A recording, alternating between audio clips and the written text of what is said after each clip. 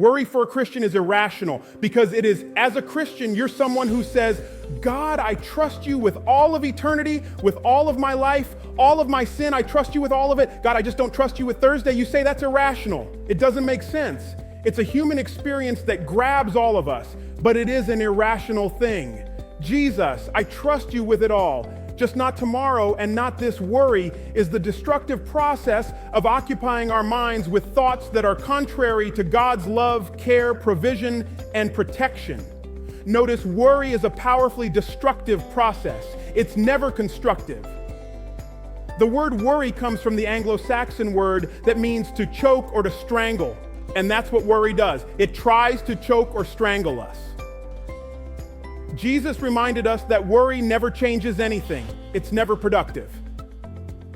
He said, can any of you, by worrying, add a single hour to your life?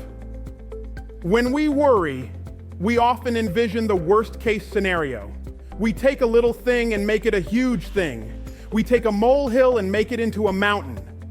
Worry gives a small thing a big shadow.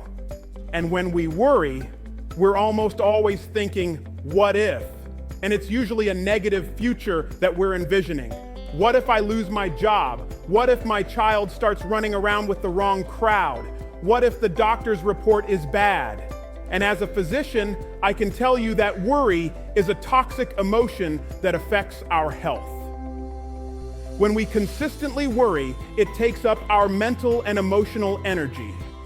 In other words, worry exhausts us. Have you ever heard the expression, worried sick? You see, worry can make us sick, from ulcers in our stomach to sleepless nights, to all sorts of illnesses that have been directly related to worry and stress. Well, what do we do when we're faced with the temptation of worry? Let's look at our passage in Philippians, starting in verse 6. Don't worry about anything. Instead, pray about everything. Tell God what you need and thank Him for all He has done. Then you will experience God's peace, which exceeds anything we can understand. His peace will guard your hearts and minds as you live in Christ Jesus. This passage tells us that we shouldn't allow ourselves to worry about anything. Think about that. Nothing. Instead, we should recognize that worry is a destructive force that's coming against us. We should recognize that worry is a trap the enemy is trying to get a foothold in our life so that he can choke us and steal our joy and peace. We need to simply turn the things that we're worrying about over to God, talk to Him about what we're going through, tell Him every detail of what we need. Turn your worry list into a prayer list. You'll never worry your way to a solution. Paul said, don't be anxious, don't worry about anything. That sounds good. But if you're not going to worry, what do? Do not be anxious about anything, but in everything. By prayer and petition with thanksgiving, present your requests to God. Everything means everything. The picture is in your little anxious moments and in your monster anxiety attacks. Approach it the same way, with prayer, thanksgiving, and worship. That's not your normal reaction. You try to fix things and manage the crisis. In nothing should you worry, and everything you should pray. Too often we do the opposite. We worry instead of pray. Little things should cause you to pray, not worry. Big things should cause you to pray, not worry. In this passage, Paul doesn't say that your concerns aren't legitimate. That is not the sense or feel of this. In fact, it's the total opposite. Paul says, go ahead, make the list, acknowledge all of it.